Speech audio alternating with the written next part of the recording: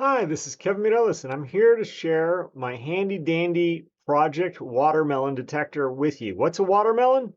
Well, it's a project that's called green on the outside, but in reality, it's red on the inside, right? And how many of these projects have we encountered, right?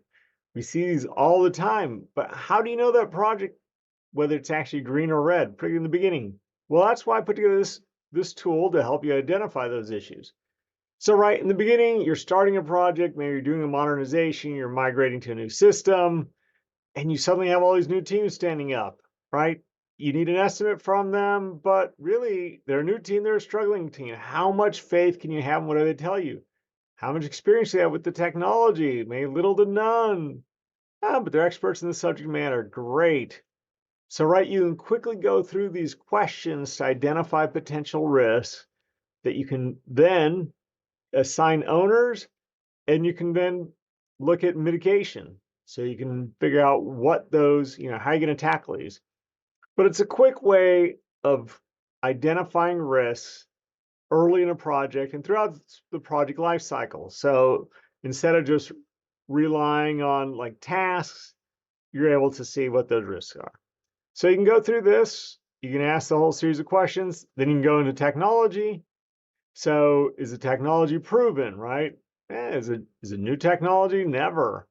Has it been proven to scale? Like this is a big issue at FedEx. Oh, never. How is it developed for? Again, don't know. So this is a quick way of identifying issues so you can raise them. And then one of the things that people overlook all the time is, all right, great. You built everything as defined, but did it deliver the value and will the dogs eat the dog food? So like when you're doing replacements, does the product match and exceed the current capabilities of existing system critical to core users?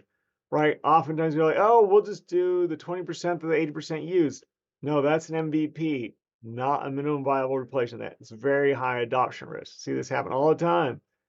Have you identified but solved for all those critical edge cases? We think we have, we're not 100% certain. Like, do we know who our most valuable customers are? More or less, absolutely, right? Because that's where all of your risk is. Because typically what you see is 1% of your customers drive anywhere from 10 to 80% of your revenue, profitability, etc. And you need to know where that risk is. Like usability and value testing, right? You could be completely done, but if you haven't done that, your project is at deep risk. And then not only is it, what's the value, but how easy is it to adopt, right? Does it require training? Yeah, some training.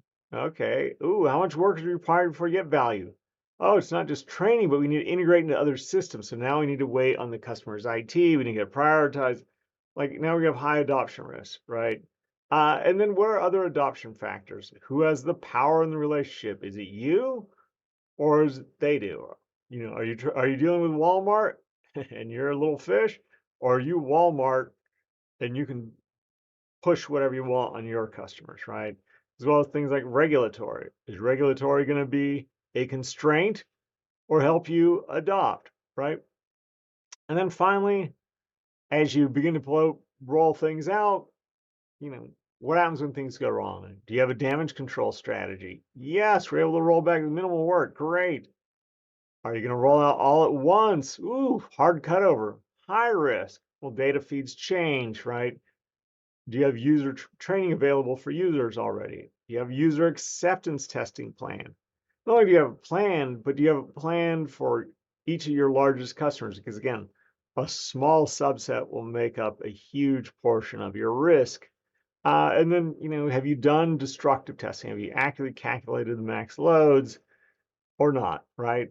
So this this tool worksheet, I developed it after leading a $20 million modernization. And I wish I had this because it would have saved us a lot of headaches. But fortunately for you, I've developed it. If you'd like it, please reach out.